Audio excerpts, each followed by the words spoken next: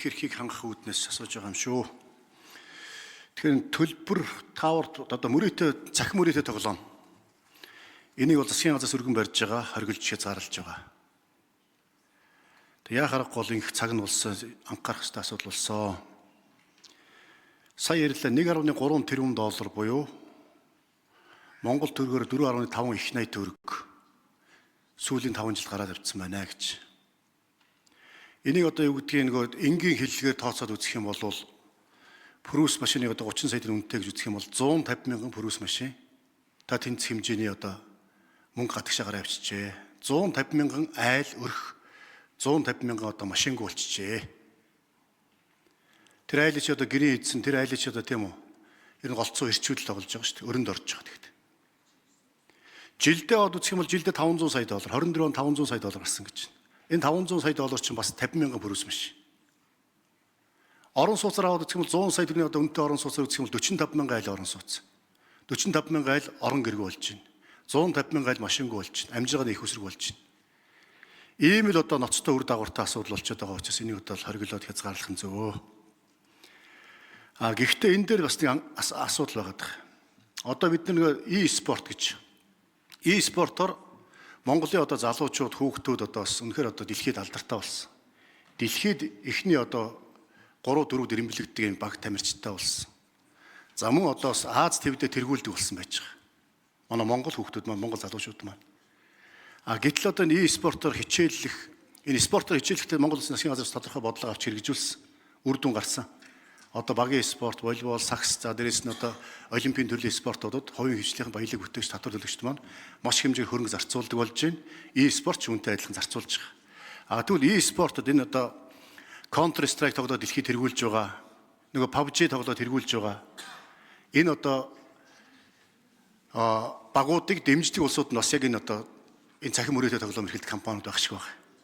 Тэгтэл одоо нэг талд нь компаниуд маань e-спортыг одоо яаж цааш нь дэмжих бодлого барих вэ? Энэ дэр одоо бас бодож зохицуулах боломж юу байд юм бол энийг нэг хариулж өгөөч. Монгол залуучууд маань өнөөдөр ингээд тодорхой хүчин чармаалт гаргаад тодорхой дэмжлэг аваад дэлхийд одоо e-спортод тэргүүлдэг болчлоо. Энэ одоо хөрсөн төвшинг унгаамааргүй байна. Энийг нэг хариулж өгөөч. Хоёрдугаарт нь зөвшөөрлийн тухай хуулийг учраа сайд хариуцж байгаа. 2022 онд одоо нэр бүхий гишүүдийн ам зөвшөөрлийн тухай хуулийг батлуулсан. 1600 тусгай зөвшөөрөл байдаг байсныг 360 болгож 5 дахин бууруулсан. Энэ тусгай зөвшөөрөл болгон цааталт нь ерөөсөл хүнд суртал, шан харамж, авилгал байдаг байсан. Зөвшөөрснөөс бусд нь чөлөөтэй байх ёстой. Зөвшөөрөөгүй бусд нь тийм үү? Ийм үзэл баримт байх ёстой байтал зөвшөөрөлтөөс бусд нь хориотой гэдэг одоо ийм үзэл баримтлаар олон жил хандж ирсэн.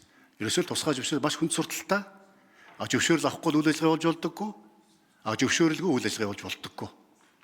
Тэгвэл үүнийг одоо зэгцэлсэн үндсэндээ бол зөвшөөрлийг маш цөөхөн өгье, хүнд сурталгүй болгоё гэж зөвшөөрлийн тухай хууль баталсан. Харамсалтай өнөөдөр нөгөө тусгай зөвшөөрлийн тоо дахин нэмэгдэж байна.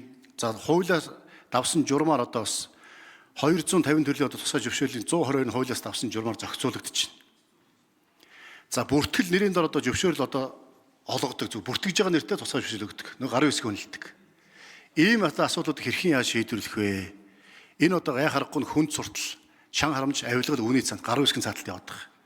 Тэг гарын үсгийг яаж одоо үн цэнэгүй болох вэ? Яаж одоо тийм үү хурдан шуурхай хууль зөрчихгүй хурдан өгдөг болох вэ? Энэ зөвшөөрлийг үнэлтгийг одоо хэрхэн одоо цааш нь дахиж ямар харах хэмжээ авах?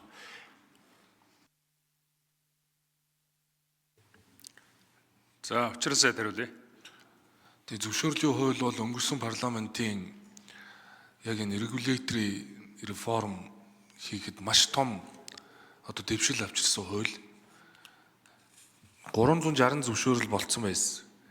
Тэгэхэд 2 жил хүрэхгүй хугацаанд салбарын хуулиудыг дагалдуул зөвшөөрлийг нэмсээр байгаад 18 зөвшөөрөл шинээр нэмэгдсэн байл. Дээрээс нь зөвшөөрлийн хуулийн концепцийг алдагдуулсан, эрх олгосон олон журмууд баталсан. Ингээд бид өнгөрсөн хугацаанд өнөөдрийн байдлаар нэг 60 гаруй журам хүчингүй болгол. Зөвшөөрлийн хуулийг нэг мөр хэрэглэх ёстой. Зөвшөөрлийн хуулийн хугацааг эрх олгосон журмаар сунгаж болохгүй.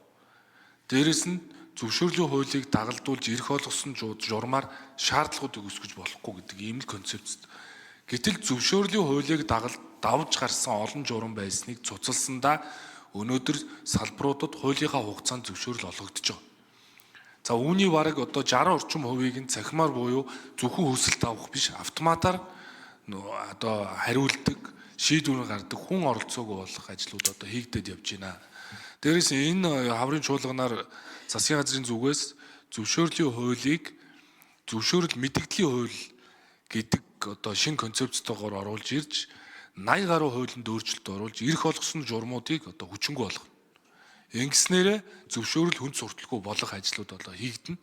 За энэ удаа яагаад бид нэр зөвшөөрлийн хуулийг хөндөд энэ цахим үрийтэй тоглоом, бооцоо тоглоом, төлбөр тааврын үйл ажиллагаа хориглож байна гэхээр тухайн үед зөвшөөрлийн хуулийг баталж байхад бооцоо тоглоом, төлбөр тааврыг зөвшөөрөлтөө болгоод энэ хуулинд оруулснараа Монгол улс бооцоо тоглоомыг зөвшөөрсөн байхгүй агуулгаар.